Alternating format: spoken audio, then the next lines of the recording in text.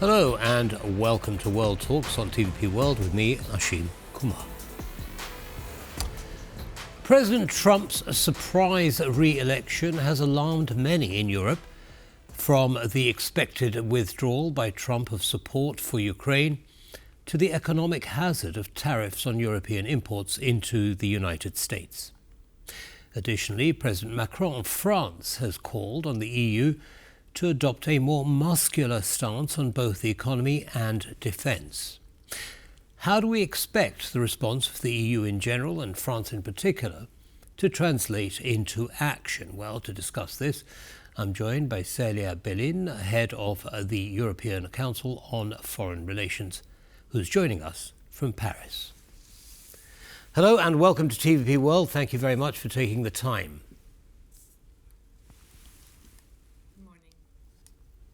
Hello, I think. Good morning. Thank you for having me. Good morning. Good morning. Welcome. Slight technical hitch, but we're okay now. So, what are the major priorities for France, of course, but also for the EU in general in light of Trump's re-election? I guess the main priority is, first of all, to try and create the smoother transition possible, given the unprecedented nature of President Trump's re-election and President Trump's character and personality. This is in itself a challenge just for Europe to stay united, prepare for engaging the administration constructively with concrete proposal, not get disunited by a contradictory approach to President Trump. This would be, I would say, the first priority, which we will see maybe in the type of conclusion that the November but also December EU Council is able to take. How will different European leaders approach the new presidents? Do they stay on message, united, defending European interests? Understood. But staying on message is going to be a challenge, is it not, economically? President Trump has made very clear that he intends imposing tariffs on imports into the US from Europe. How do you think that's going to work out, and which areas are most vulnerable to those tariffs if they are applied? I guess because President Trump made it an electoral promise, he has repeatedly explained that he would impose a 10% universal tariffs, that he loves tariffs, that it's his favorite word in the dictionary, and that we have the experience of the first Trump administration. I think there's no illusion in Europe that he will not put it in place. So the main difference, I would say, from the first time around is that everyone will take it very seriously and try to carve out exemptions or a diminished effect of those tariffs even before they are passed. I think Europe has a strong relationship with the US, has the highest level of foreign direct investments in both direction, and it has an argument to make to President Trump that those tariffs should be adapted to the level of relationship that the two sides have. And then very concretely, if such tariffs are imposed, if they are imposed on certain industries for certain specific purposes, I think the European Union and the European Commission in particular is ready to answer back with either similar tariffs, probably much more targeted, but there is no illusion that Europe can only protest and things will go away. It has to have concrete responses, and those are, I think, are being discussed and envisaged for to be put in place in case this is striking Europe. Understood. I mean, what comes to mind, of course, is the car industry, where Germany is very vulnerable to tariffs on exports to the United States. We shall see how the EU comes together on that. Moving on now to defence. President Trump has often said, has he not, that he will end the war in Ukraine within a day. What do you interpret that to mean, and what does that mean for European defence policy?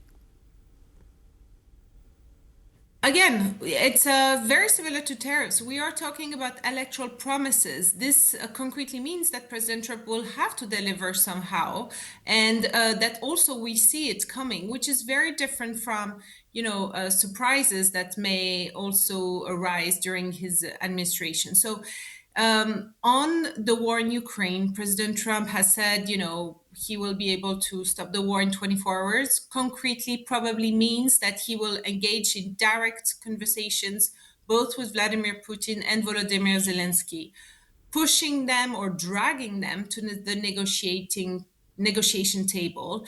What's at stake here is Ukraine's, territorial integrity, but also Ukraine's sovereignty, its capacity to make its own decision, including joining NATO, even though that's not yet on the table, but also joining the EU. And for Europeans, it's highly important that Ukraine keeps the capacity to make decisions for its own future.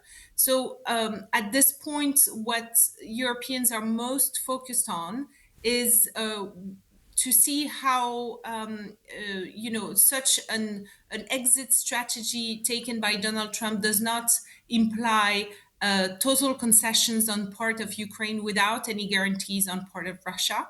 And Europe needs to be as united as it can be with a single message, both welcoming the potentiality for this war to end, but being very, very strict on the conditions under which this is possible.